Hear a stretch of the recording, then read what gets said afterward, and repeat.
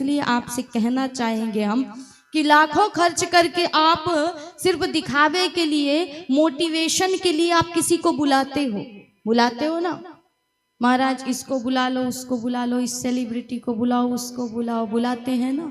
लाखों खर्च करते हैं हम, किस लिए करते हैं? आत्मज्ञान के लिए, आत्म संतुष्टि के लिए, कि हमें कोई मोटिवेट करे किसी चीज के लिए। लेकिन आप अपने जीवन में एक धारणा, एक विचार अवश्य एक बार अपने मन में विचार करिएगा, इस विचार को लाइएगा कि हम लाखों रुपए खर्च करते हैं सिर्फ दिखाने के लिए, दिखावे के लिए, कि हमने इनको बुलाया, हमने उनको बुलाया, मोटिवेट करने के लिए। पर मैं आपसे कहना चाहूंगी, जिस दिन आप गलत रास्ते पर जाते हो तो पहला तो आप स्वयं, और दूसरा सर्वप्रथम आपके ही घर में सबसे बड़ा मोटिवेशन करने वाला आपको बैठा हुआ है, वो है आपके माता पिता, आपके बुजुर्ग। इनसे बड़ा मोटिवेशन करने वाला, मोटिवेट करने वाला आपको कोई नहीं मिलेगा संसार में। तो सिर्फ ये महाराज एक चोचले हैं, दिखावे हैं कि हमने लाखों के खर्च किए और किसी को बुलाया अपने आप को मोटिवेट करने के लिए।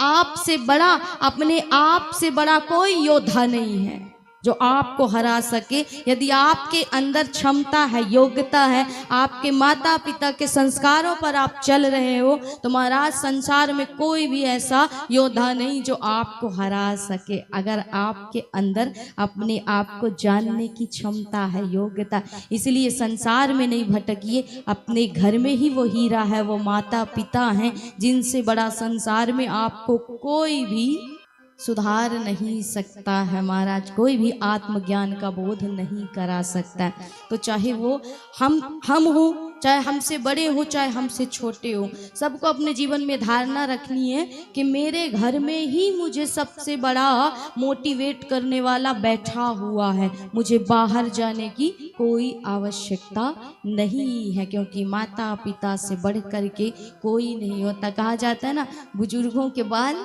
धूप में सफ़ेद नहीं हुए हैं, तजुर्बे से और ज्ञान से हुए हैं। इसलिए बुजुर्गों का आशीर्वाद ही हमारे ऊपर कल्याण करता है।